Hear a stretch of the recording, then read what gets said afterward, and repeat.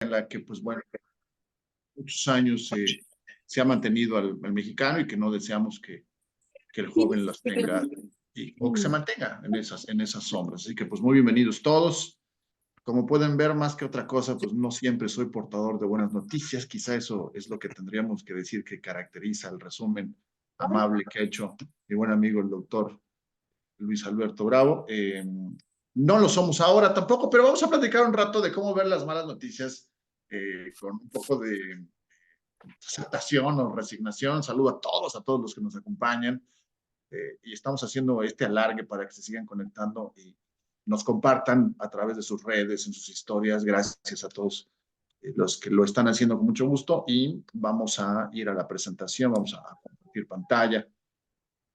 Y agradecer también, Doc, el esfuerzo de tu equipo de trabajo, de toda la parte técnica para que esto llegue, pues tenga que llegar y haga la resonancia que tiene que hacer. Vamos a compartir, decía yo en su momento, pantalla. Miren ustedes, inflación es una de las cosas que más preocupan al mexicano, pero que tal vez menos entienden. Ahí me dices, Doc, si ya deberíamos estar viendo el logo de System Tool. Sí, ya. Gracias. Nos pueden encontrar, por supuesto, en redes. Al final, el Doc nos va a platicar un poquito de qué es lo que hacemos en System2 y por qué nos motivamos a estos temas. Bueno, decía en su momento, la inflación es una de las cosas que más preocupan al mexicano porque la siente, ¿no? No la ve, no la puede tocar, es un intangible. Pues bueno, tiene muchos misconceptions, dicen los gringos, tiene muchas confusiones. Y hoy lo que pretendemos hacer, escucha bien tú que estás del otro lado y te estás echando tu copita de vino o vas de camino o simplemente dices, bueno, a ver qué trae este cuate que puede platicar con nosotros y que puede ser importante. Bueno, lo que quiero decirte es que vamos a hacer una dinámica inversa. Normalmente en los webinars lo que hacemos es, te vamos a dar un concepto, vamos a hacer una estructura, un plan y luego te vamos a ir dando la realidad. Esta vez lo queremos hacer justamente desde mi introducción. Decía yo hace un momento, el mexicano lo ve, lo siente, todo el mundo está hablando de las cosas tan caras, lo vamos a hacer justamente empezando por ahí y al terminar o al finalizar vamos a dar el concepto. Y tú solito, tú que estás con nosotros, sacar tus conclusiones de qué está bien y qué está mal y por qué es importante que te sigas formando y te sigas preparando. Si ya estudias, qué bueno, pero que la formación no termine nunca. Mira, hemos bautizado esta presentación a través de una pregunta, ¿no? En 2024 estamos viviendo un proceso en el cual la inflación no cede, no ha dejado de estar, y vuelvo a repetir, pues está en boca de todo, ¿no? Y la pregunta que nos hacemos hoy, que yo ya traigo mi respuesta, es si es en efecto una causa perdida, ¿no? Esta batalla, esta lucha, este challenge que cada año hacemos contra la inflación, que si enero, la cuesta de enero, que si ahora viene febrero y el gasto, y así nos vamos todo el año hasta que acabamos con el aguinaldo y otra vez de nuevo porque el aguinaldo pues nos dura 20 minutos, ¿no? Entonces, pues bueno, para ese escenario la pregunta es, y entonces nos cansamos, ya dejamos de luchar contra ello, como decía yo, lo aceptamos y vivimos la realidad o hay algo que hacer. Y luego la realidad es que sí es de pronto la posibilidad de causa perdida, pero también hay mucho que hacer. Mira, hagamos un poco de historia, ¿vale? Te decía yo, vamos a empezar con datos reales, datos duros y luego vamos a ir empezando la parte académica.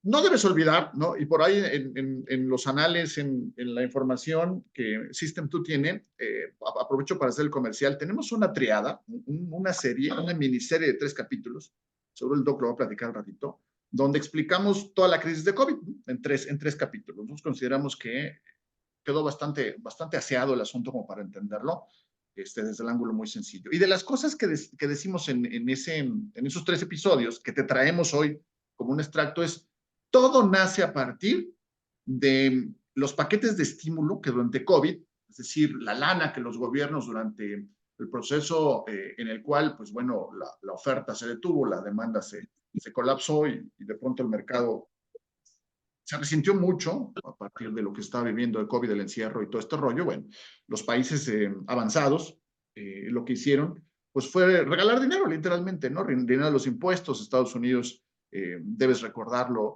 regaló casi 6 billones de dólares, digamos unas 4 veces lo que vale la economía nacional.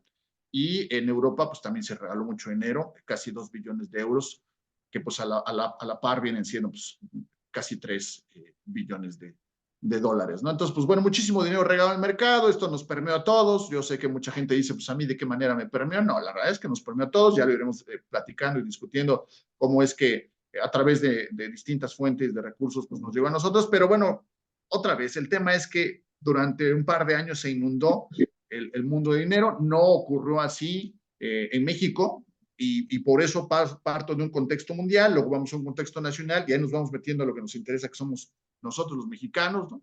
Hacia la parte más individual. Bueno, pues, durante el proceso de COVID, aquí podemos establecer en el gráfico inferior derecho, ¿no? ¿Cuál es la proporción? Me voy a permitir aumentarlo. ¿Cuál es la proporción en la cual el gobierno mexicano apoyó, así como parcialmente lo hizo Estados Unidos, Europa, recién se mencionaba, qué tanto apoyó México a sus ciudadanos? No, no, a ver, es una realidad que nos dieron billones de dólares, tampoco en Europa nos dieron bonos de turismo, bonos de cultura para que fuéramos y gastáramos en determinadas áreas para impulsar la recuperación, nada de eso, ¿no? No hubo tampoco apoyos fiscales, ninguno de tus papás les apoyaron con la declaración anual, ni con el congelamiento de nada, nada, nada. Estoy tocando todas las posibilidades que se me dieron en la mente y ninguna de esas pasó en México, y se puede ver aquí, ¿no? La realidad es que México, teniendo un nivel de deuda pública bruta, ¿no?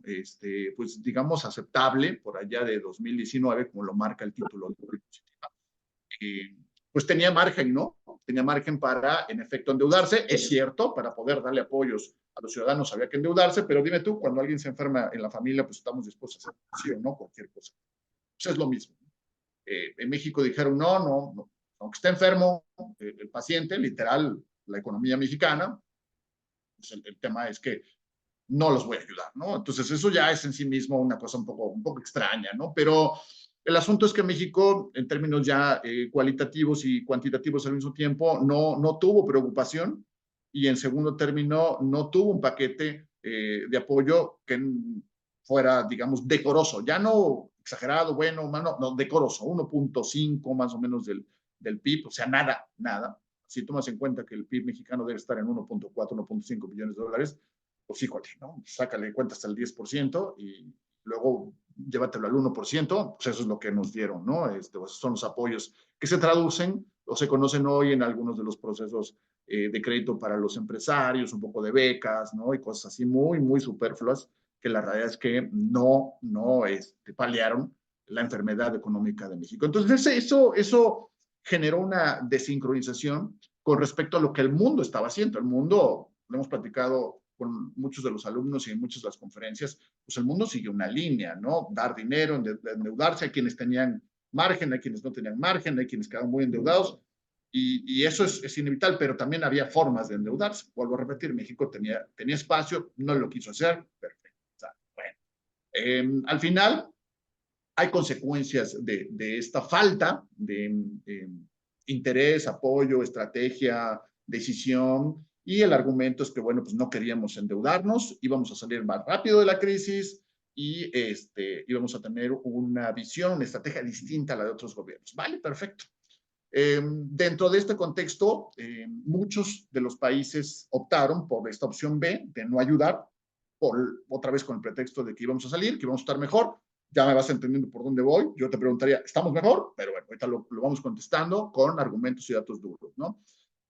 Olivier Blanchard, que es uno de los economistas modernos más reconocidos, gente que trabajó, sí, por supuesto, al lado del Fondo Monetario Internacional, porque, a ver, o sea, es la gente que trabaja con más de 180 países, o sea, no podemos citar a economistas locales o que están en una región muy vulnerada si no han probado sus teorías. Esta gente ha trabajado con fórmulas en casi todos los países del mundo. Y Blanchard justamente dijo en algún punto, cuando se vieron estos países como México, que no ayudaron, que no motivaron, decía, ¿qué puede pasar? No puede pasar nada, ¿no? ¿Qué podría salir mal?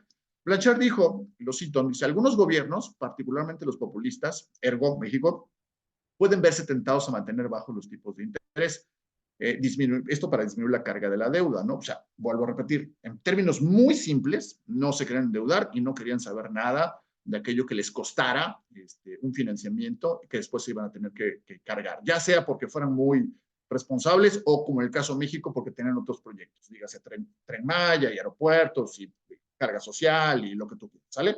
como sea, no querían endeudarse y no querían ningún mecanismo que se olfateara parecido a la deuda. Entonces, pues bueno, esto, según Blanchard, iba a generar un sobrecalentamiento de la economía. Por favor, apréndetelo, porque esto que estamos poniendo es como que el piso 1 de lo que viene a continuación, ¿no? Esto se avisaba que iba a ser un sobrecalentamiento, iba a generar un sobrecalentamiento de la economía y que podríamos, pues, hacer resistente o resiliente a la inflación e incluso llevarla a niveles incontrolables. Por supuesto, él también dramatizó un poquito ahí para alertarnos, pero pues que al final lo que está diciendo es que pues, tratar de cuidar este tema de los pesos y de las finanzas y no endeudarse y no ayudar a la población y dejarla que solita salir adelante. Total, el COVID no es mortal, según la percepción de los populistas, pues iba a tener grandes costes a la economía. Del otro lado, aquí tenemos que ser muy justos. Esta es una opinión sobre la economía liberal y la otra opinión populista, decir, no, pues no nos vamos a endeudar, aquí vamos a salir, vas a ver cómo, sin necesidad de seguir los métodos liberales, los métodos capitales, los métodos del mercado abierto, vamos a salir adelante. Perfecto, se quedaron las dos teorías votando, los que quisieron dar dinero y los que no. Nosotros somos de los que no. Nosotros advertimos, después de ver todo esto, esta es una edición de un periódico justamente de 2019, y dijimos, aguas porque esta cosa del COVID nomás la van a resistir los ricos, ¿no? Y veíamos venir escenarios en los cuales el crecimiento podía de pronto detenerse y que a pesar de eso los precios podrían seguir creciendo, ¿no? Entonces, que aunque tuviéramos cierto grado de productividad en el PIB, la inflación fuera muy necia, ¿no? Y subiera y subiera y subiera. Perfecto. También quedó ahí como nadie hace caso, a nadie le interesa, un sujeto más que dijo algo en el periódico, etcétera, etcétera. Listo, ¿no? ¿Qué pasó 3 doritos después? Esa es la realidad. Ya les di un contexto de 15 minutos de qué pasó después y era muy importante. Pues lo que pasó después, estamos hoy, esta es la página del INEGI hoy en la mañana. ¿Vale? Cuando tú abres www.inegi.gov.mx, en su actualidad, el INEGI te dice, te voy a demostrar, Pérez Lezama, y a todos los liberales, que se equivocaron, que estamos a todo dar. Bueno, entonces el Pérez Lezama se mete para hacer su webinar y dice, a ver, somos una población de 126 millones de mexicanos, más o menos, no es una cifra exacta porque tristemente mueren y nacen, pero pues con esa cifra dinámica, más o menos, ¿no? Y tenemos un Producto Interno Bruto, tenemos un crecimiento de 2.4% anual. Perfecto, una variación trimestral ahí marginalmente positiva, y la verdad es que estamos bien, ya ves, 2.4 de crecimiento, muy bien, ¿no? Sí, nada más que hay 4.66% de inflación. De hecho, la página de INEGI hoy, te puedes meter, no es algo que yo estoy inventando, ahorita que estamos platicando, te puedes meter a la página y la página tiene un error, porque te da la inflación de diciembre. ¿Por qué te da la inflación de diciembre? Porque esta es la que quiere que se presente como la de la familia. Cuando tú tomas una foto y tomas una foto todos sonriendo en la familia, como la que tomaste en diciembre, pues parece que todos son felices y tú sabes que no es cierto, que te peleas con la tía y que no te llevas con el sobrino y shalala, y tus primos te caen gordos, lo que tú quieras, ¿no? Entonces esta fue una foto electoral. Y digo ahí, lo encierro porque ni siquiera es la inflación real. En este momento ya tenemos un avance de enero y la inflación en este momento es 4.9. Entonces quiero que veas algo. Sí hay crecimiento, pero la inflación es superior al crecimiento. Y eso más o menos coincide con lo que todo mundo dijo y advirtió. Los países que no se prepararon y que no fueron estratégicos y que no apoyaron la demanda desde antes, quiero que lo entiendas muy bien. Si tú empiezas a apoyar durante la crisis la demanda, el consumo, la productividad demasiado tarde, te vas a desincronizar, ¿ok? Y si lo haces antes, pues antes terminas, porque esto de la economía pues es un ciclo. Repartes el dinero, cuando ves que la economía mejora, retiras el dinero en términos muy sencillos y vuelves al equilibrio. Pero si tú te tardas, pues lo que va a ocurrir es que pues, vas a perder el ritmo de crecimiento con respecto al mundo y te vas a quedar con una enfermedad, un arpón o una pastilla dentro de tu estómago que te va a hacer daño, que es la inflación, es justo lo que estamos viviendo, ¿sale? Entonces, sí podríamos hablar de un esbozo de esta inflación en el cual el crecimiento no es lo wow, ¿no? Todos ya sabemos que el promedio de crecimiento del periodo de Peña Nieto, por citar alguno, no por defenderlo, por citar el más reciente, pues el comparativo, el que se puede comparar, pues fue justamente 2.5, ¿no? Entonces, estamos cerrando el sexenio como cerramos el de Peña Nieto, ¿no? Sin embargo, pues parece que también la inflación, que al final del sexenio se le fue a Peña Nieto, pues pareciera que no va por donde vamos, ¿no? Si bien habrá que decir que en la extrema derecha se habla de una tasa de desempleo baja, inferior al 3%, pues aplauso, ¿no? Pues qué bueno que recuperamos los empleos perdidos. Sí, pero otra vez, eso está indicando dos cosas. Que hay mucho dinero en el mercado, que la gente está teniendo dinero porque sí está trabajando, pero no necesariamente son empleos formales. Son muchos de ellos empleos informales. Y no solo eso, te doy un dato que está detrás de los números que siempre digo, hay que ver no solamente la foto inicial, sino la foto final. Durante COVID había mucha gente que tenía dinero y que estaba intentando recuperar sus actividades productivas, pero dedicándose a otra cosa. Le llamamos tasa de presión o subocupación. Normalmente esa tasa de presión, es decir, la gente que ya trabaja y que le alcanza, perfecto, ¿no? Pero hay gente que, además de trabajar, sale a las 7 de la noche y de 7 a 9 busca otra chamba, o el domingo busca otra chamba. Esa tasa de presión o subocupación durante COVID se elevó, porque lo poquito que tenía, pues no le alcanzaba y tenía que trabajar más. Después de COVID se calmó y hoy, debo decirles, que la tasa de presión o subocupación, con datos del INEGI, la Encuesta Nacional de Empleo, nos dice claramente, regresó a niveles de 7 millones.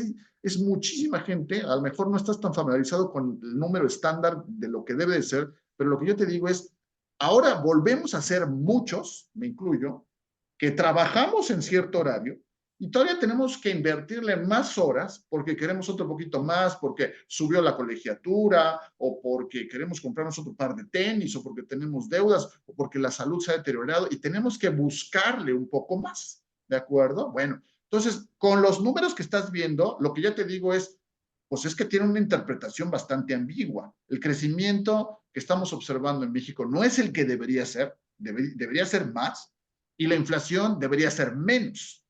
Finalmente estamos teniendo empleo, pero no estamos teniendo empleo formal. ¿De acuerdo? Bueno, vamos a ir detallando estos datos para que quede claro. En noviembre, hace poquito, en noviembre de 2023, para que veas cómo está el tema de la presunción y que mucho lo que estás viendo es una foto electoral. Lo repito. Es la segunda vez que lo digo, lo diré como 10 veces. Si tú buscas en Google estos parámetros, ¿no? Vas a encontrar cosas como que decía yo en su momento, en noviembre de 2023, Banco de México con bombo y platillo dijo, vamos a todo dar. Vean nada más, les puse ahí un ejemplo, 4 medios distintos que te dicen, no hombre, estamos a todo dar, la economía mexicana va bien, por esto que acabas de ver, ¿no? Somos muy optimistas, dice México, no, el crecimiento en México va a seguir, nosotros no vamos a detenernos. De hecho, te doy un dato, el Banco Mundial y el Fondo Monetario ya habían avisado que en 24 y en 25, este año y el que sigue, la economía mexicana iba a reducir su crecimiento a 2,1 y el año que entra a 1,5, ¿no? Que eso es normal, es el ritmo que va el mundo. Pues no, como estamos desincronizados, que lo vengo diciendo, la economía mexicana tiene un traslape que le conviene mucho a quienes quieran vender la idea de que México está bien, por esto que acabo de ver. Pero tú ya viste que es insuficiente y que el tema de precios está excedido. Sin embargo, Banco de México dice, no, señores, nos va a ir bien y en 23 y 24 no nada más vamos a superar este 2,5, vamos a crecer por encima del 3%. Perfecto. Yo sigo diciendo que si ese es el dato, con el dato que nos den, con ese trabajamos y lo revisamos. Les regalo este QR para los que digan, a ver, pues yo quiero leer, a ver si lo que me está diciendo Pérez Lezama, pues tiene un sustento, o si solamente está platicando por lo que él piensa. No, tiene un sustento. Ahí en ese QR está la nota en la que van a encontrar, en esta nota del Economista, el comunicado oficial de Banco de México y algunos de mis comentarios justamente para este periódico. El Banco de México dice, vamos a crecer, repito, de la inflación no vamos a hablar porque pues, son cosas que tienen que pasar, ¿no? Perfecto, ¿no? Y yo comento justamente a partir de ese escenario que lo que estamos viendo es si México sigue creciendo a estos ritmos y te vas a resultar raro porque puedes pensar que lo que no quiero es que crezca México. No, pero escucha el término de la frase. Si México sigue creciendo a estos ritmos con una inflación que no está controlada, de nada sirve que crezcas.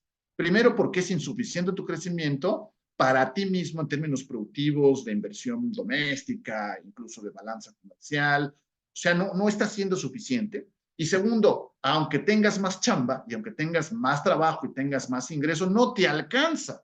Que eso es prácticamente lo que nos preguntan muchas amas de casa. ¿Por qué? Pues yo trabajo, ahora tengo que trabajar más, gano un poco más, o sea, para eso trabajé horas, algunas horas extras, que es lo que vengo diciendo, y sale, ya tengo más dinero. Sí, pero ahora voy a comprar y aunque trabaje más y tenga más dinero, apenas si me alcanza o muchas veces no me alcanza. Todos estamos viviendo un proceso que ya hemos vivido en algunos otros, los que somos ya mayores, ¿no? En el que sales con un billete de 500 pesos y no sabes en qué se te fue. Dices, pero si 500 pesos hace 2, 3 años, pues me alcanzaban y yo me sentía poderoso con un billete de 500, ¿no? Bueno, pues hoy 500,000 pesos no te rinden para nada, justo por lo que te explico. Hay una productividad que es insuficiente, estás teniendo que chambear más, generas más billete, pero no te alcanza, y es justamente lo que te digo. Y sí, el Banco de México nos avisa que el crecimiento va a seguir en estos ritmos el año que sigue y el 25, está bien, pero entonces tú seguirás chambeando tiempo extra y te tengo noticias. A la par de ello, porque la principal enfermedad del crecimiento pues, es la inflación, no va a ceder. Entonces, como al final la idea es trabajar con números oficiales y no imponer un punto de vista, nos dimos a la tarea de revisar cuáles son las fuentes de contaminación que parecen, por un lado, muy positivas y que son las que vas a oír que durante todo el año se presuman, pero que están siendo motivo únicamente de una mercadotecnia política. Escucha, yo te pido, por favor, que escuches muy bien lo que te acabo de decir. Todo el año vas a ver estas gráficas. Por eso, System2 ha hecho este webinar desde ahora. Estamos en el primer bimestre del año, porque va a ser una narrativa que durante todo el año te puede llevar a confundirte. Y lo que puede pasar es que puedes decir, pues sí, es cierto, hay más varo, consumimos y tengo dinero y sí, sí, pero ¿por qué no estoy bien? ¿Por qué no me alcanza? Si en teoría todo está bien, el gobierno dice que está bien, mi bolsillo tiene billete, pero no me alcanza. Hoy no tenemos un problema de falta de efectivo, como hemos tenido en otras crisis durante los últimos 80 años. No, tenemos suficiente efectivo que no tiene el mismo poder adquisitivo. Vamos rápidamente a ver algunas de las variables que usamos. Todos datos del INEGI, todos datos oficiales. Consumo privado a la izquierda, ¿no? ¿Qué tenemos en consumo privado? Pues una locura, ¿no? No hay que ser magos para entender que la gráfica del lado izquierdo te dice que después de la crisis del 2020, que se ve ahí esa caída medio extraña, ¿no? Aquí vamos a poner nuestro puntero láser, pues sí, pues todo fue para arriba y todo sigue para arriba, y de hecho estamos en un nivel de consumo superior al de la instancia pre-COVID. Y eso está bien, eso es normal, para eso fue COVID, para hacer un booster, para reimpulsar la economía. Pero, pues, evidentemente, en algún punto tendremos que ajustar el equilibrio porque al final la eficiencia del mercado nos dice que hay que encontrar un bien para cada persona, ¿no? Un peso para cada mercancía y que no debe haber desbalances o desequilibrios, porque eso es justamente lo que provoca la inflación. Entonces, todavía estamos como que en una tendencia hacia un mayor crecimiento, coincidimos con el Banco de México, hacia el auge, sí, pero del otro lado, ese crecimiento tiene que ser productivo, tiene que ofrecer calidad de vida, si no solo es crecimiento por crecimiento, ¿no? Y del lado derecho vemos únicamente el consumo de bienes de origen importado. Sí, sí, sí, en donde eres responsable tú. Este gráfico del lado derecho no es responsabilidad del gobierno. Hay cosas que le vamos a achacar al gobierno, otras le vamos a achacar a los efectos exteriores, y otras te las vamos a achacar a ti porque tú eres el que consumes, como yo y como todos. Y del lado derecho, la culpa es tuya y mía, ¿ok? Porque estamos vueltos locos con un tipo de cambio que es mucho más cómodo, no barato, ¿eh? En otro día platicamos sobre el tipo de cambio, no barato, más cómodo, porque no es lo mismo 17 que 20, pues estamos importando como empresa y como personas de manera increíble, ¿no? Te metes a Amazon, le pones etiqueta de seguimiento a un artículo, te ofrece un bono de 100 pesos, a las 2 semanas como el tipo de cambio se aprecia, peso frente al dólar, pues te sale más barato y lo pides y lo pides y lo pides y lo pides. Compras en línea y compras en las tiendas físicas. Vas a la venta nocturna y luego vas a la venta nocturna en línea. Ya tenemos hot sale, que antes no teníamos, tenemos single day, que antes no teníamos, viene febrero y vamos a volver a comprar físico, en tienda, y otra vez en línea. Ahí estamos, ¿saben? Entonces, es un tema que tiene que ver también con nuestra conducta desmedida después de haber casi perdido las ilusiones en COVID, ¿no? Por eso ponemos como título pues, el famoso canto que encontramos en los mercados populares de llévele, llévele, llévele, que grita el que vende la ropa de paca desde la talla Barbie hasta la talla Barbie. ¿Por qué? Pues porque es un tema que tú ves, yo veo, todos vemos en TikTok y que está durísimo, pues porque hay mucho consumo, ¿de acuerdo? Luego, veamos el tema de exportaciones e importaciones, pero en particular aquello que tiene que ver con el comercio. No nos vamos a meter a rollos de capitales, en temas de endeudamiento. Únicamente veamos el tema comercial. ¿Ok? Del lado izquierdo, rápido, si no te gustan las gráficas o no es lo tuyo, yo te la explico brevemente. Por mucho tiempo, digamos por los últimos 3 años, hemos estado en déficit, se ve esta zona de déficit, es decir, nosotros importamos mucho más de lo que exportamos, lo que demuestra lo que vamos diciendo. Hemos sido una economía que si bien exporta, que si somos una economía manufacturera de las más poderosas del mundo, manufactura ligera es lo nuestro, somos los reyes del ensamblado, las partes automóviles y de los refrigeradores, ok, sí, pero a pesar de eso, importamos mucho más. Apenas y de manera reciente, en los últimos trimestres, hemos podido exportar un poquito más. Eso tiene que ver con el tipo de cambio. Pero históricamente somos una economía deficitaria, ¿de acuerdo? Es decir, que importamos y que tenemos necesidad de gastarnos los dólares que entran comprando cosas que nos hacen falta. Tiene que ver con una pérdida de tecnología, una falla de infraestructura, un déficit también en inversión extranjera directa y una dependencia importante de otros factores que vamos a continuación. O sea, no somos un país que tenga un mayor potencial de compra que el de los demás, al contrario, ¿no? De hecho, pues, tenemos dinero y repito, nos lo gastamos. Y del lado derecho, otra vez, aquí estamos hablando del mismo gráfico de este lado derecho, pero ahora desde el específico de los bienes de consumo. Observen ustedes los bienes de consumo. Viven un momento impresionante en términos de la importación, porque la importación que está aquí atrás, del lado derecho, es general y esta importación únicamente es de aquello que es bien terminal, que es básicamente lo que mide el Producto Interno Bruto, los bienes terminales, los bienes finales, bienes que nos hacen, pues obviamente, la vida más fácil, ¿no? Es una locura y fortalece justamente mi teoría de que de las variables del Producto Interno Bruto, el consumo es justamente uno de los factores que más está contaminando. Cierto es, para los que sean economistas y anden por aquí,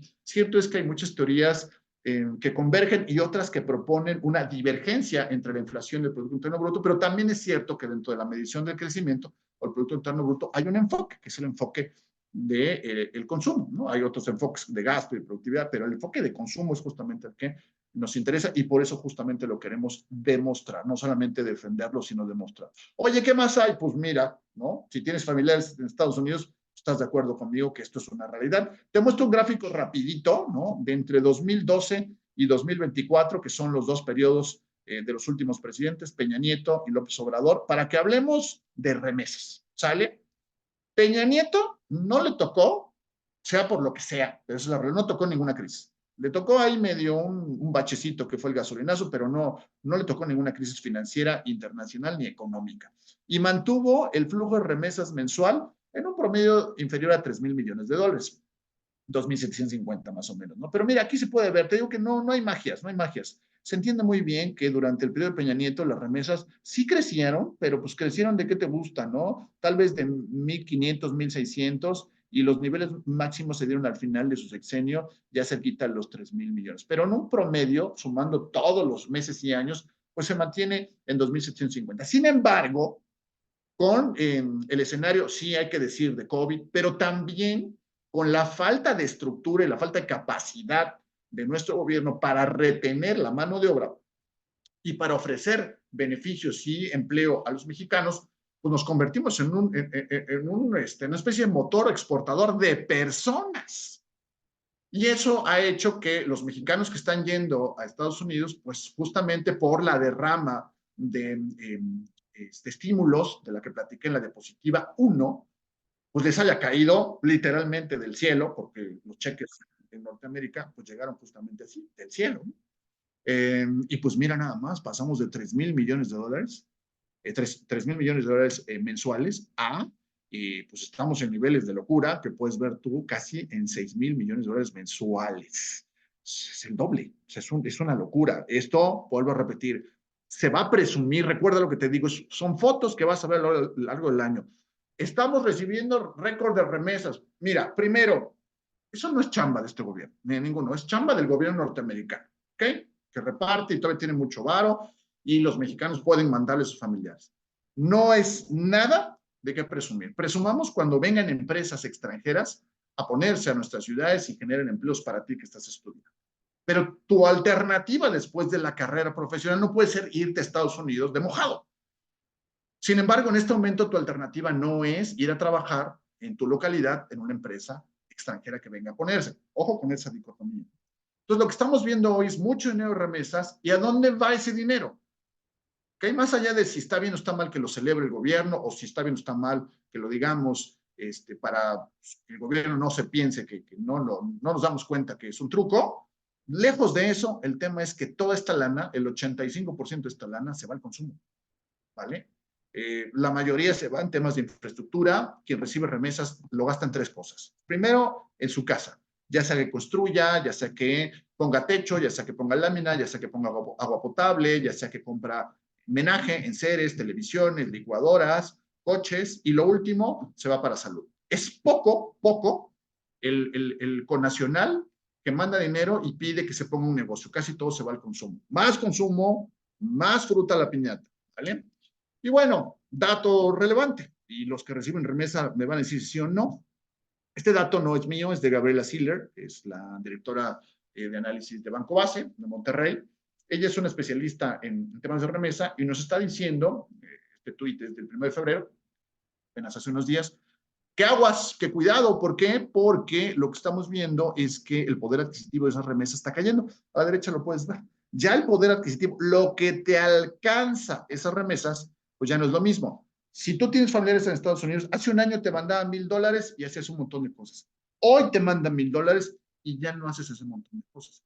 Porque está ocurriendo lo mismo. Vuelvo a decirte, tienes varo, tienes mucho dinero, o tienes una cantidad cierta, o simplemente tienes un flujo que esperabas y no te rinde. 3 son los temas que estamos poniendo en la parte central de esta charla. Crecer, ajá. Tener mayor ingreso, vale. 2, que ese dinero se quede conmigo, me rinde y se multiplica. Y 3, que regrese a mí. Y ese dinero no se está quedando conmigo. Me lo estoy gastando y no está regresando a mí. Solo tenemos 1 de 3, ¿de acuerdo? ¿Cómo demuestro lo que vengo diciendo? Que el tema es que estamos consumiendo, el tema es que hay demasiado dinero y que va a generar una sospecha que al final voy a ir diciendo muy peligrosa, que gobiernos en los años 70 y en los 80 ya cayeron, ya hicieron, y que nos llevó a una crisis gigantesca. Hay mucho dinero impreso por el Banco Central. Eso es algo que entra al aparador como pues un artículo, ¿no? Una muñeca diabólica. Mira, o de nuevo, Peña Nieto contra López Obrador. De Peña Nieto, que aquí está su inicio, al final, la base monetaria, la cantidad de dinero que hay en circulación, porque no vais a pensar que no sabemos cuánto dinero hay en circulación o que es infinito, no, no, no. Sabemos cuánto dinero hay en circulación. Bueno, de Peña Nieto podemos decir que subió, esta vez no vamos a hablar de promedio, pasó de 700,000 a 1.5 billones, con billones de dólares. Sí le creció 300,000 en un periodo de 6 años. Pero ahora observa el crecimiento de la cantidad de dinero que hay en el periodo del observador. Pasamos de 1,500 billones en circulación a casi 3,000 billones de dólares. O sea, lo duplicamos. Es una cantidad de dinero. Tú vas a decir, bueno, ¿y qué este cuate que tiene una varita mágica, una esfera, y ve desde arriba con un dron cuánto dinero en circulación? No, es que hay fuentes. Y no son mías, no son investigaciones propias, son fuentes de Banco de México. Esta información es pública, que eso es justamente lo que nos llama la atención, y por eso hacemos estas sesiones, para decirte, oye, ¿por dónde puedes entrar? ¿Dónde puedes saber? ¿Cómo puedes aprender?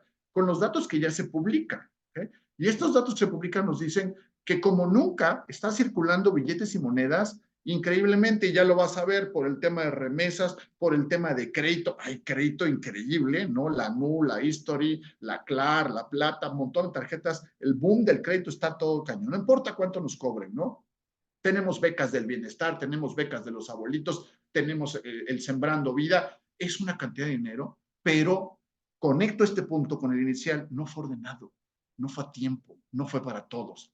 Es parcial, es sesgado, es a destiempo y no está enfocado en temas que repartan realmente esta distribución hacia un pensamiento de un ingreso más equilibrado. Es, te voy a dar a ti, grupo selecto, y gástatelo. ¿Sale? Tengo alumnos que me dicen, Imagínense, ¿no? Tal vez si no son de ustedes, ¿no? Que me dicen, yo amo mucho a mi presidente, porque si no fuera por él, no tendría mi segundo par de Air Jordan. Ya voy por mi segundo par porque mi beca del bienestar. Ahí se los dejo votando, ¿de acuerdo? Pero mucho dinero, hay mucho dinero. Entonces, en particular, vamos llegando a la parte fundamental. En particular, ¿qué dice Hacienda? Dice, pues miren, yo no veo inflación. ¿Tú ves inflación? Ya, sí estamos creciendo, eso es lo importante, ¿no? La foto. Oiga, pero no me alcanza. Al final, el gran ganador de la inflación es el gobierno. ¿Por qué? Porque cobra impuestos mayores, jóvenes. ¿Sale? Entonces, si ese va a ser el gran ganador, pues vamos a impulsar el crecimiento a niveles de 4, 5, 6%, no a 2.4. Toma en cuenta que cuando tú compras un gansito y le cobras el 16% de IVA, pues ese gansito, pues a lo mejor es 1.5, 1.50 de IVA. Pero si el gansito sube de precio y vale 10 pesos, ya no es 1.6, son 16 pesos. Al gobierno le conviene que los precios suban más. La gasolina, la leche, el huevo. ¿Por qué? Porque recolecta más ingresos y no necesita recolectarlos de ti, consumidor final. Le basta con recolectarlos del intermediario, del productor o del que se deje. Por eso, vuelvo a repetir, aunque tenemos más empleo, mucho de ese empleo está siendo motivado a la informalidad. ¿De acuerdo? Entonces, aguas con este tema. El crecimiento está soportado por unos cuantos que pagamos impuestos. Hay más dinero, pero todo ese dinero no está entrando por producto de la productividad. Ahora mentir, está entrando por producto de la informalidad, pero no es 100% o eminentemente generado por una ecuación de ingreso, salario, impuestos. ¿Vale? Estamos soportando esta bomba de tiempo solo algunos. Rápido, para que no les quede duda de las gráficas que van a ver. Nada más chequen este dato. Son 3 etapas que hemos vivido de la inflación. En la primera que está ahí arriba, aquí la inflación era mayormente verde. Lo único que necesitas saber, estaba controlada. En la de abajo, que es el periodo 2022, la inflación salió de control. Lo que nos dicen es, no, no, pero ya, estamos controlados, ya no estamos como estábamos. Cierto, ¿vale? Así estamos ahorita. Ok, este es el periodo 2023. Digamos que controlado no está, ya no está tan agresiva y ya no está subiendo tanto.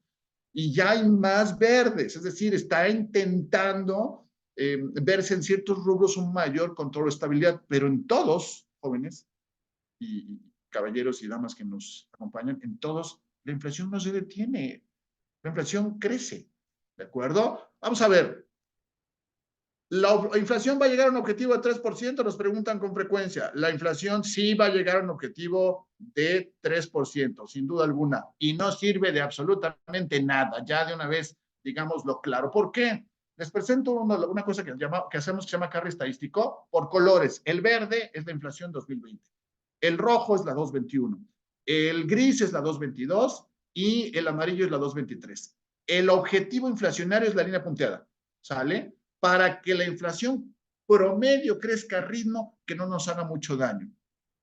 Yo no sé tú, pero otra vez con los datos que te acabo de mostrar previamente y con este gráfico de resumen, te puedo decir, ok, no estamos en grises, no estamos en 2022, sí, pero los amarillos, pues aunque parecía que ya estábamos intentando controlarlo, van para 4.95 y seguirán porque el crecimiento sigue impulsado justamente por el consumo. Entonces, así como yo decirte que ya crecimos y que de la mano del crecimiento tenemos una estabilidad de precios, nah. ¿Okay? Dos gráficas raras que nos gusta mucho utilizar son gráficas radiales. Esta gráfica nos va a mostrar toda la parte de la inflación que está, digamos, controlada. Y el chiste de esta gráfica es mantenernos, es como una competencia, mantenernos durante todo el ciclo que ves a la afuera, en el radial, mantenernos más o menos en esta zona, ¿no? La zona de 3%, ¿no? Entonces, para no hacerle al cuento, pues aquí ves a la izquierda los productos, mercancías, servicios, vivienda, educación, que son los que teóricamente tiene que controlar Banco de México. Ustedes díganme, ¿la mayoría o la gran parte están circundando el 3? ¿Deben estar todos aquí? No. ¿Sale? Ve el amarillo, ¿no? Alimentos, bebidas y tabaco, de locura. En algunos momentos ha llegado a 11%. Hoy podemos verlo en escenarios en los que está fuera de control completamente. Y cuando hablamos de bienes y servicios que no controla el gobierno, que son los no subyacentes en este radial, pues peor tantito. Aquí cuando menos tiene cierto orden en esta zona, que es la zona 2020, La 23, pues ya pudiste ver que está carísimo todo lo que tiene que ver con supermercados, empaquetados, cómputo, telefonía, zapatos, ropa, caro, ¿ok? Pero aquí es un caos, aquí no hay control.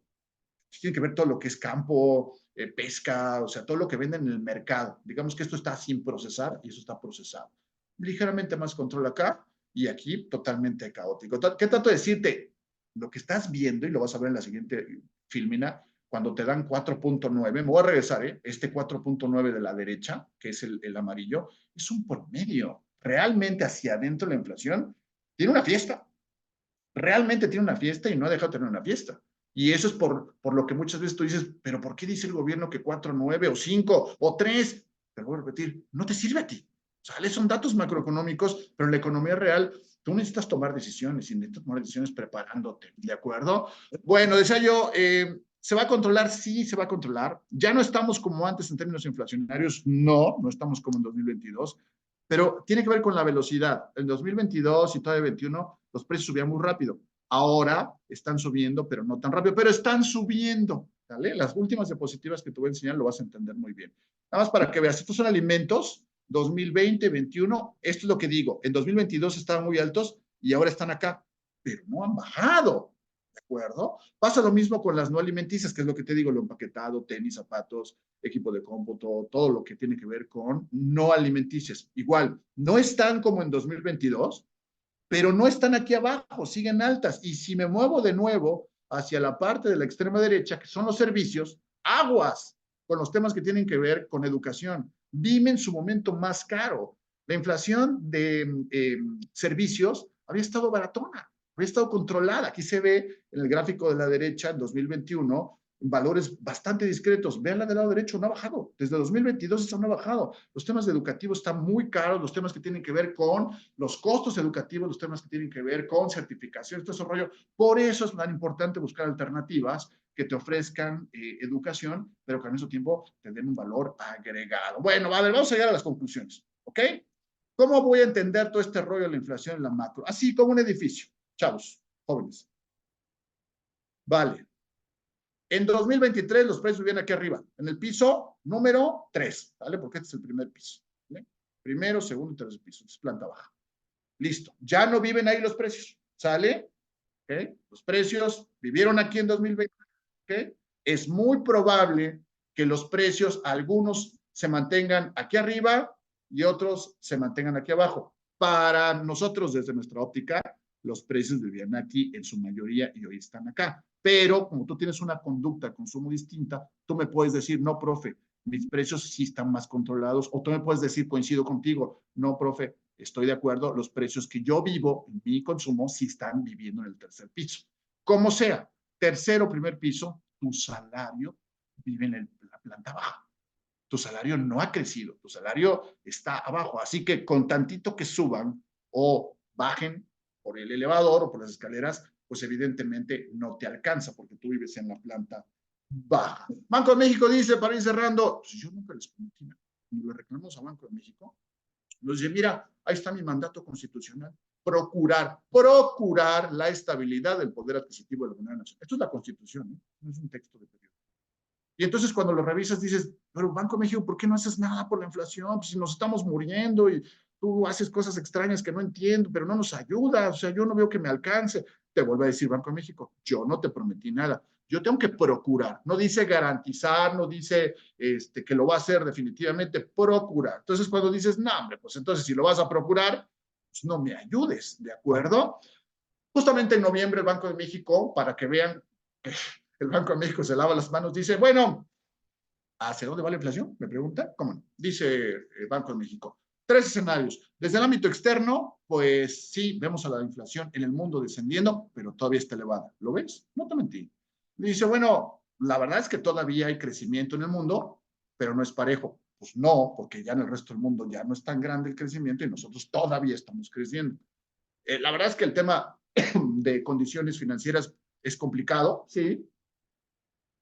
Eso es cierto porque hay países que sí tienen flujos y otros que no, que lo están perdiendo. Al interior dice Banco de México, bueno, en México estamos desinflándonos, ahí lo ven, desinflándonos, pero no dice de ninguna manera que hayamos encontrado un tope, un piso, ¿ok? Y dos, dice, nosotros vemos riesgos a la alza porque todavía hay mucha actividad. Pues, ¿quién está motivando la actividad? Pues nosotros, el consumo y todas las fuentes que acabo de mencionar. Entonces, al final dice, miren, vamos a dejar la tasa bastante alta y si es necesario, pues la vamos a dejar ahí por un buen tiempo porque no vemos que la inflación se vaya a decidir. Mi conclusión es que el Banco de México se tardó. Lo he platicado en distintos medios y se lo he dicho al DOC. El Banco de México tardó, que te gusta, de mayo de 2021 a mayo de 2022 con una tasa de interés bastante bajita, y ya cuando reaccionó a mediados de 2022, nos parece que ya quiso reaccionar, pero que ya no le alcanzó para controlar la inflación. La tasa de interés al final, chicos, los que llevan macro lo van a ver, los que ya lo llevaron lo saben, la tasa de interés es 1, probablemente el más tradicional de los mecanismos para controlar la inflación, que por lo que puedes ver, si se tardó Banco de México, pues tampoco le preocupaba muchísimo. ¿Por qué? Le dijeron la foto final, tiene que ser de crecimiento, vende más un crecimiento que una inflación controlada. Al final, para que se vayan con datos que les puedan ser útiles. ¿Cómo debo, como joven, interpretar la inflación como ejecutivo, como una persona que toma decisiones? Primero, quitándote la idea que la inflación es un aumento de precios, ¿sale? Eso es lo que se ve, esa es la consecuencia. La inflación tiene orígenes de oferta, de demanda, tiene orígenes de desequilibrio. Y es muy importante que tú veas que uso el litro de leche Lala, no, perdón, Santa Clara, ya estoy como Pedrito Sola, que me pagan por un comercial y digo el otro. A ver, Santa Clara en 2022 costaba, 2019, perdón, costaba 22 pesos, ¿sale? Hoy en 2023 Santa Clara, para los que van al súper saben que no miento, vale casi 30 pesos. La leche subió en 4 años 34%. Pregúntate, ¿tu salario creció 34% en 4 años? Pero obvio que no. Es que el salario mínimo subió 20%. A ver, paremos con este tema del salario mínimo. El salario mínimo le beneficia a 1,5 personas de cada 10. Son como 6 millones, 7 millones de mexicanos los que ganan el salario mínimo. Los demás ni nos van ni nos vienen. Entonces, no subió nuestro salario 34%. Y sin embargo, eso refleja la pérdida del poder adquisitivo cercano al 40%. ¿Cómo voy yo a medir entonces o a entender la inflación? La inflación se mide por el ritmo anual. Yo mido la inflación de 2022 contra 2023. Sube 3%, sube poquito. Pero si mido la inflación 2023 contra 2022 y sube muy rápido, pues sube más rápido. El ritmo de crecimiento, la inflación de 2,83 no significa que los precios no suban, siguen subiendo. Y el ritmo de crecimiento en 2023 de 4,9 exactamente produce lo mismo. ¿A qué me refiero? Mira, en 2019 la inflación subía poco, ¿sale? Y en 2023 la inflación sube más, casi el doble, 5%. Bueno, sí, pero al final de lo que estamos hablando es de que no te alcanza. ¿De qué sirve que suba poco o mucho si de todos modos a ti no te alcanza? Porque lo que se va acumulando con los años es la pérdida del poder adquisitivo que en teoría el Banco de México debiera controlar o proteger, pero acuérdate que solo procura estabilizar.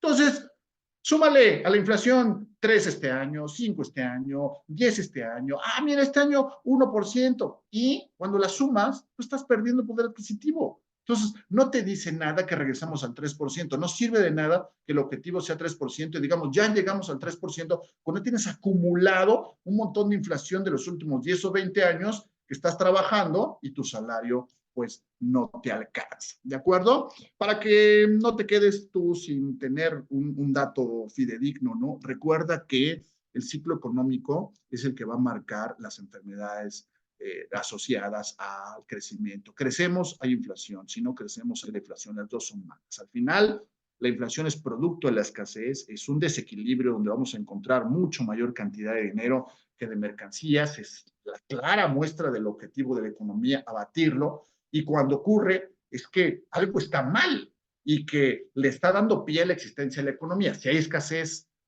si hay insuficiencia de mercancías, porque hay un excedente monetario, pues los precios tienen que subir, como lo estamos manejando de este lado, para que la gente se frene. Pero si tú no te frenas, Hoy mi llamado mucho es eso a la conciencia del consumo. Si tú no te frenas, si no haces un análisis de qué realmente estás gastando, pues le estás dando de comer a esta enfermedad, a este monstruo, y luego te preguntas, ¿por qué no frena? Pues no frena por una parte estructural del gobierno, que se ha equivocado, y otra parte porque pues tú le estás demandando al gobierno mayor consumo. Entonces el gobierno lo que hace es pues, te va a dar dinero para que seas feliz con lo que quieres, sigue consumiendo y se crea un círculo vicioso. Esa es la diferencia prácticamente entre la microeconomía y la macroeconomía. Cuando eres micro, pues haces lo que tú quieras y no pasa nada, pero cuando todos estamos consumiendo y estamos haciendo un crecimiento basado en consumo, un crecimiento basado básicamente en consumo, pues vamos a tener un montón de broncas porque estamos olvidando el gasto público, la inversión doméstica y el equilibrio de la balanza comercial. No olvides que hay finalmente esas tres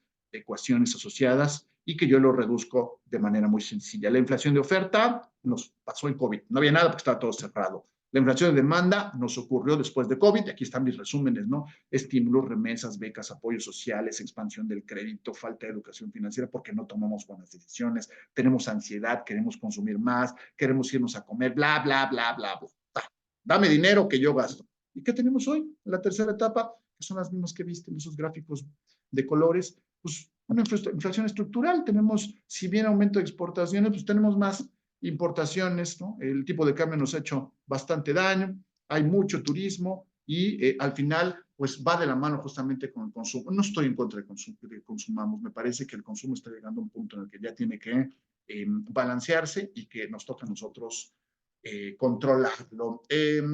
Dos consejitos de dos buenos amigos. Primero, Javier Milei, actual presidente de Argentina, tipazo el hombre, algunos dicen que es de extrema derecha, no es un libertario natural, y Milei, que va a revolucionar Argentina, va a ser, me parece, un trabajo aceptable, no va a solucionar gran cosa, falta mucho tiempo, pero Milei dice, la inflación es siempre en todo lugar un fenómeno monetario generado por un exceso de oferta, ya sea porque hay aumento de la oferta o no hay demanda. Al final, hace caer el poder adquisitivo y pues bueno, suben los precios. No es una frase de él, él la usa mucho, la frase original es de Milton Friedman, el papá del monetarismo, que dice pues bueno, la inflación no le busquen, no le hagan al cuento, la inflación es un tema de dinero, hay mucho dinero en el mercado, no creo, ya viste los números, no me digas que hay un montón de dinero en el mercado y es un círculo vicioso, ¿no?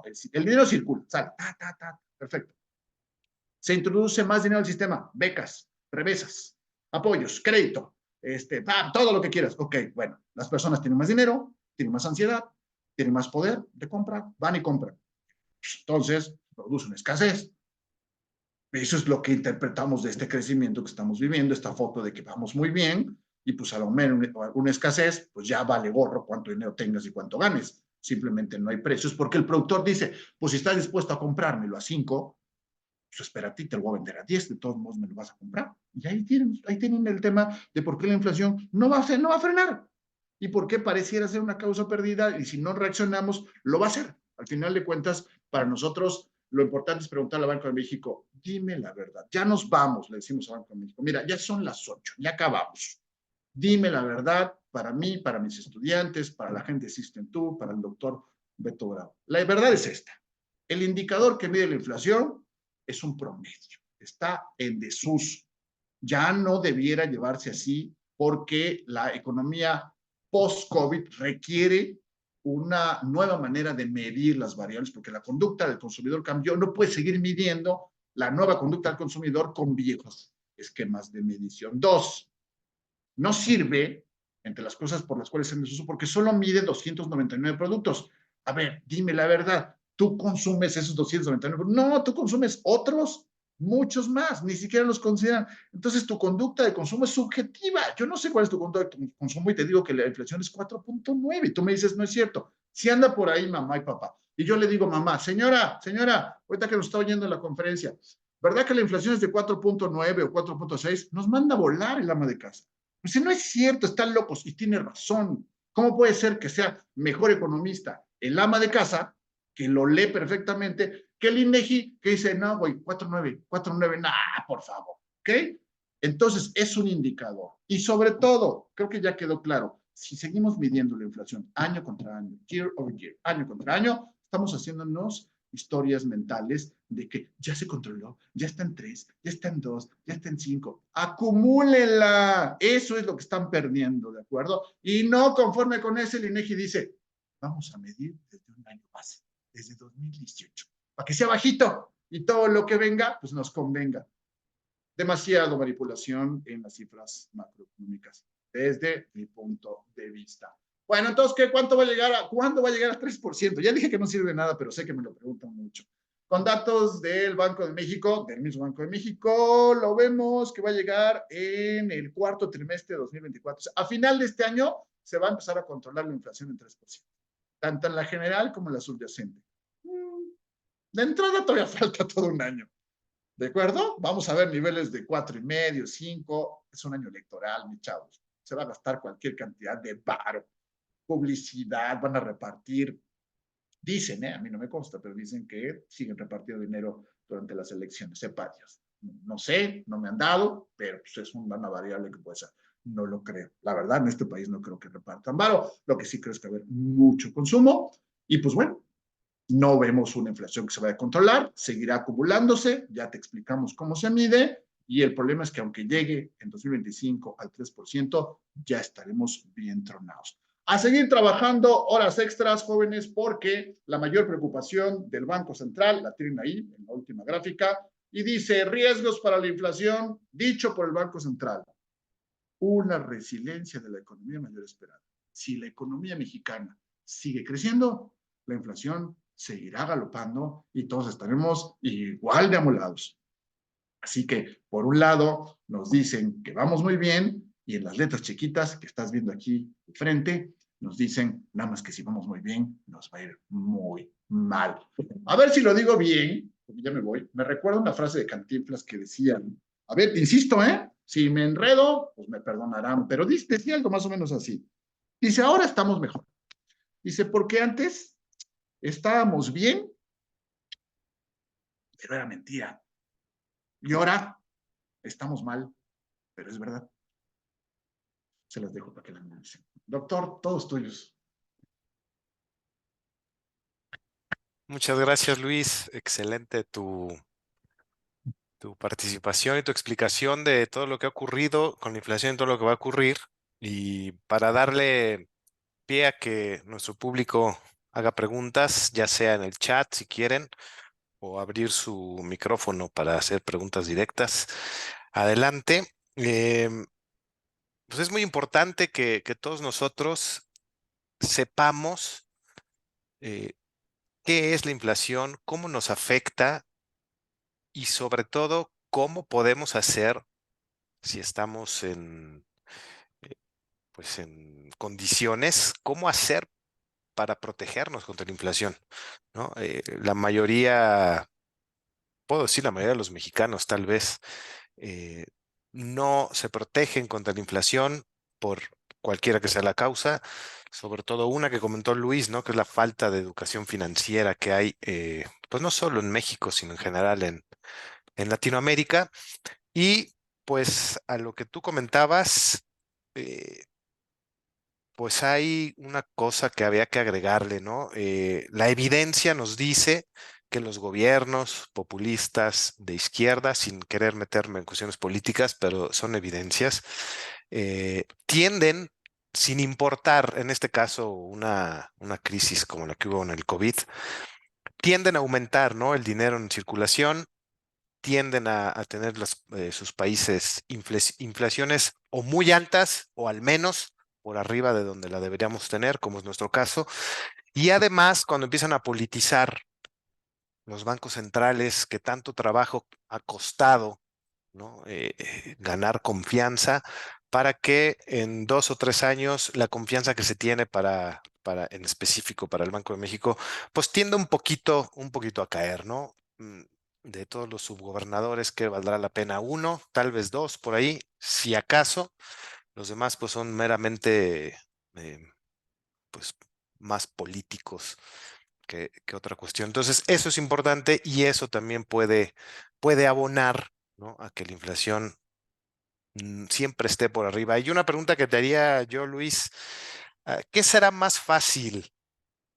¿Bajar la inflación alrededor del 3%, porque si tú le preguntas a, por ejemplo, a Jonathan Heath, que hace muchas pláticas públicas en universidades, etcétera, siempre le preguntan sobre este objetivo de inflación y termina diciendo, pues la inflación no puede ser nunca puntual, nunca puede ser 3%, porque siempre hay causas que abonan a que la inflación aumente o, en algunos casos, disminuya por alrededor del 3%, ¿no?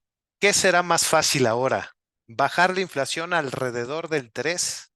O de plano decirle a la gente, vamos a aumentar nuestro objetivo de inflación, ya no va a ser 3, ahora va a ser 4.5%.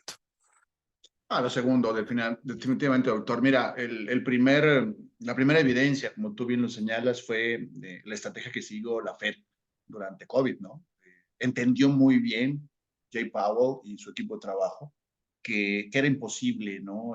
Regresar a una inflación bajo un entorno de distorsiones como el que se estaba viviendo y dijo, pues un promedio, ¿no? Así dijo, pues ya no vamos a buscar un objetivo anclado, ¿no? Sino vamos a buscar un promedio y hasta que veamos que se mantiene alrededor de...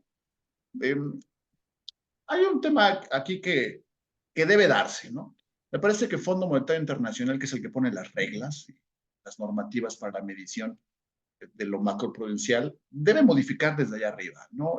Nivel de consumo no se está dando en efectivo. Estas variables del INEGI, que se mide igual en bueno, parecido en Estados Unidos, estos dos bloques, etcétera, etcétera, eh, se medían mucho en función del efectivo, ¿no? Del M1, al mejor un poquito del M2.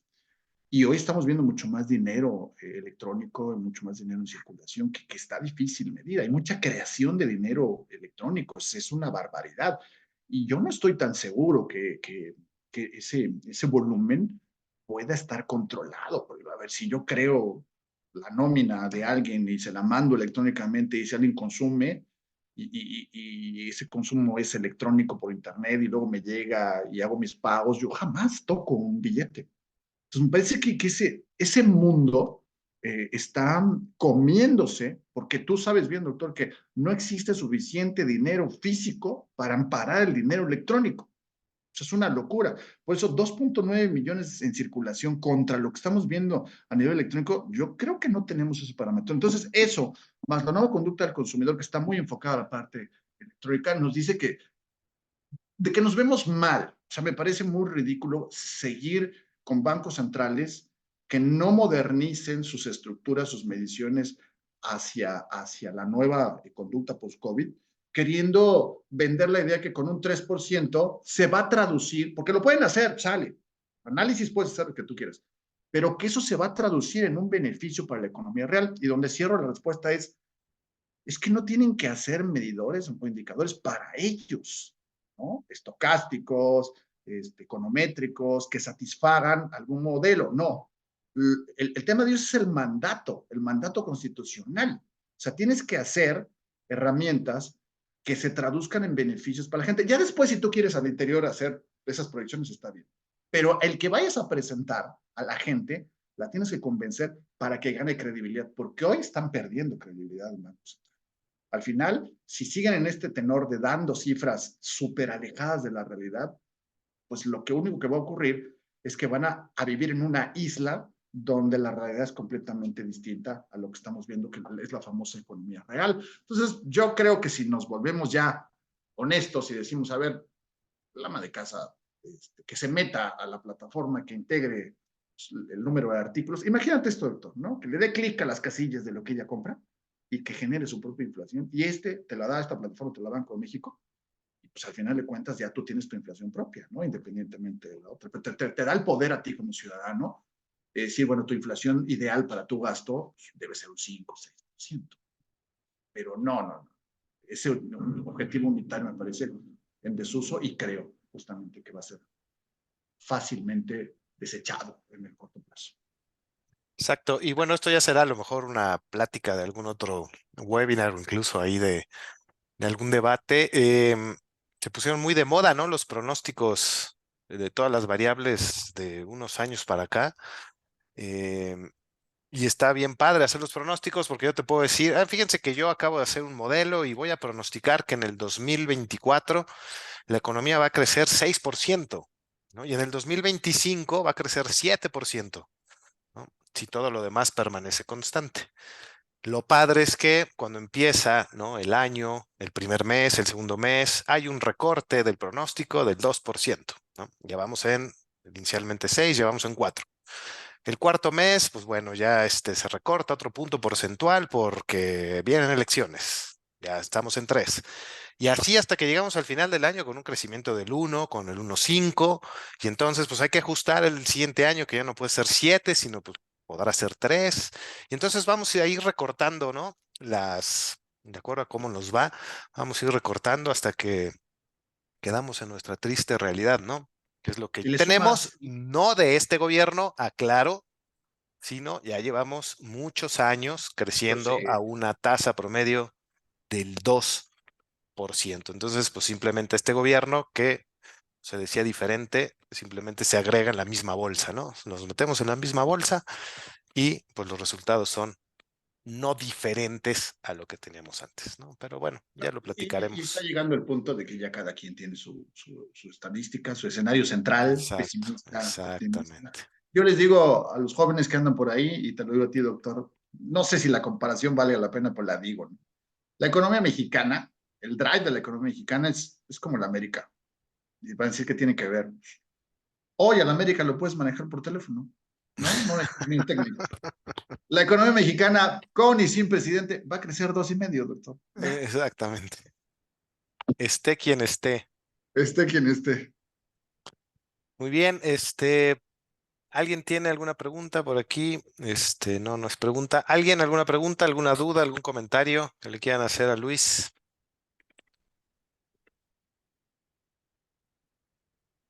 ¿Nadie? ¿Nadie? Sí, buenas noches. Adelante, Eduardo. Pero esa pregunta es, ¿qué podría hacer el Banco de México para solucionar todo ese tipo de inflación? Creo que ya lo había explicado un poco el profe Lezama, pero ¿cree que sí tome acción el Banco de México, aunque sea para quedarnos en el 3%?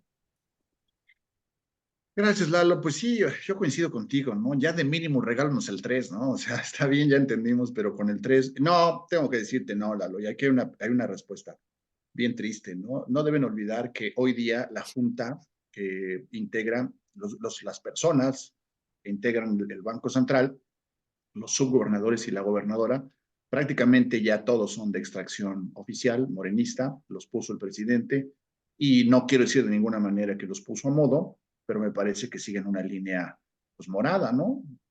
Una línea oficial, y que no tienen un compromiso de independencia y de autonomía, así nada más, ¿no? Entonces, cuando tú no tienes autonomía e independencia en tu trabajo y te contratan para servir al pueblo y no al gobierno, pues lo que va a pasar justamente es que vas a estar pendiente o sesgado a alinearte a la natural conducta de quien te puso ahí. Eso es una cosa de jerarquía, es una cosa de subordinación.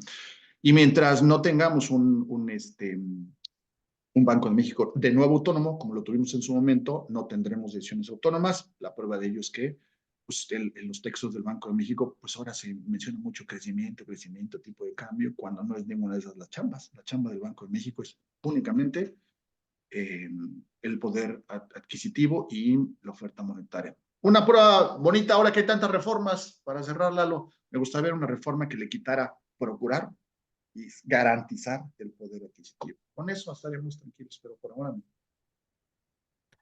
Muy bien, te Ok. dice Jimena pregunta, si se hubiese tomado cartas en el asunto respecto a atender al país en una crisis como lo fue en la pandemia, ¿qué resultados hubiéramos obtenido? ¿Sería distinta nuestra situación? Totalmente. Corremos el riesgo de caer en el escenario que decía el doc, ¿no? Y si pasó y si no pasó, pero el tema es, estaremos sincronizados. Eso es un hecho. Y al estar sincronizados, si tú revisas, Jimena, la inflación norteamericana hoy está bajo control. Cierto es, el crecimiento ya no es tan bollante como en otros tiempos, pero Estados Unidos y sus eh, ciudadanos tienen ahorros y pueden aguantar muy bien la época baja que viene del ciclo, porque es natural, de una alta viene una baja. Y estaremos en un proceso en el cual llamaríamos la normalización de tasas de interés, menor consumo, con ahorros, mayor inversión, porque hay épocas para sembrar y épocas para cosechar.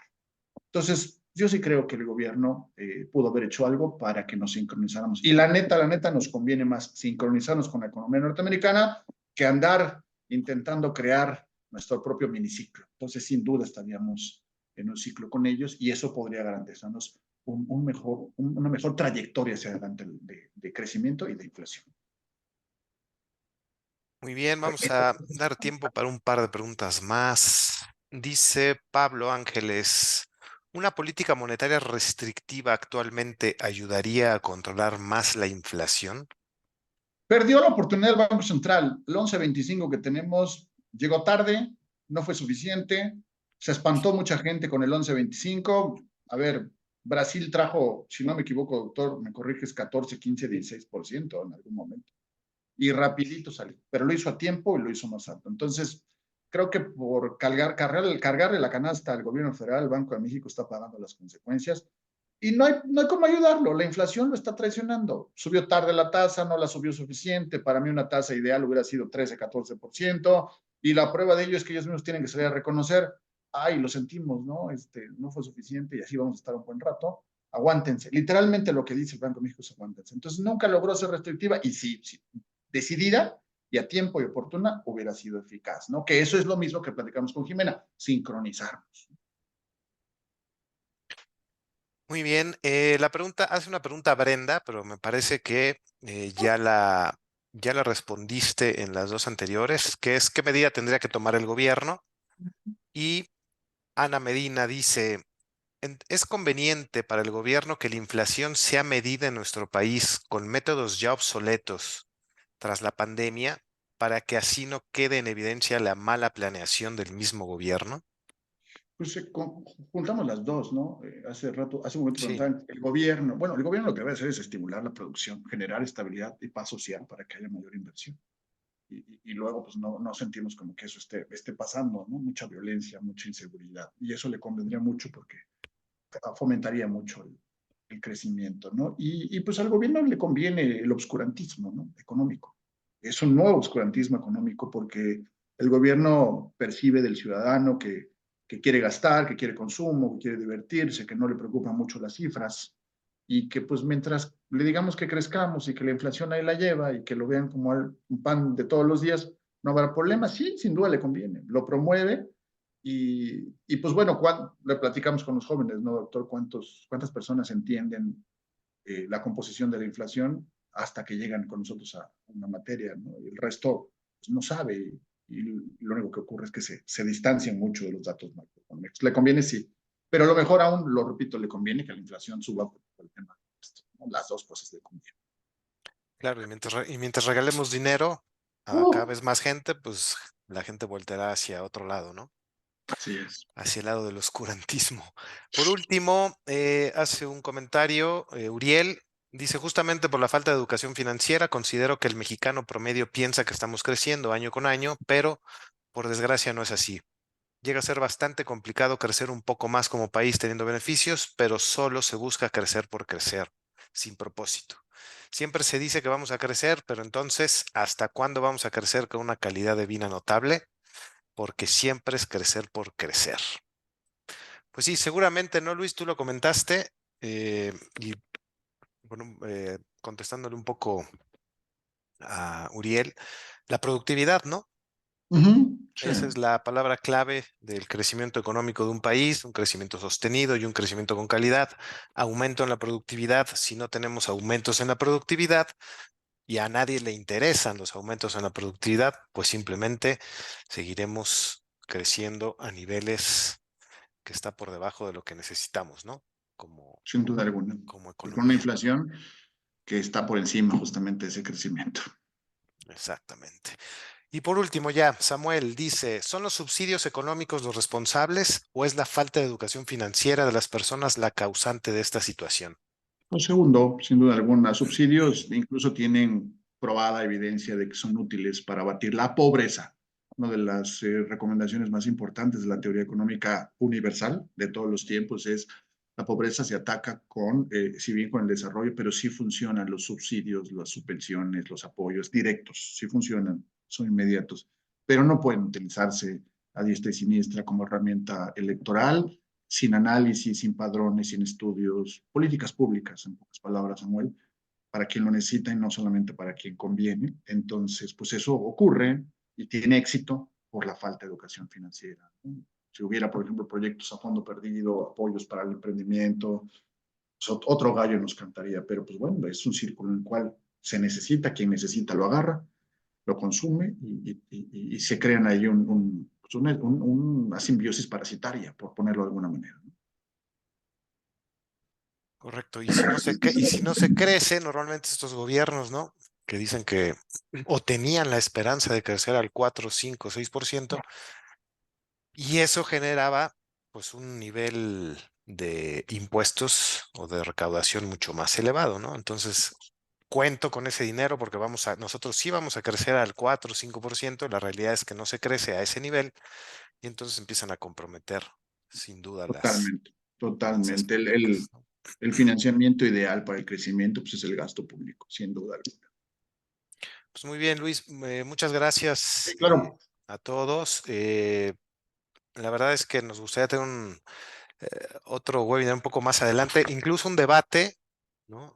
Podemos hacer la invitación para hacer un debate y que todos podamos participar porque está muy interesante, sobre todo ahorita que vienen las, las elecciones y bueno, pues necesitamos nosotros, ¿no? Dar información certera de lo que realmente ocurre y que la gente, como decían aquí los presentes, pues no se vayan con la finta, ¿no?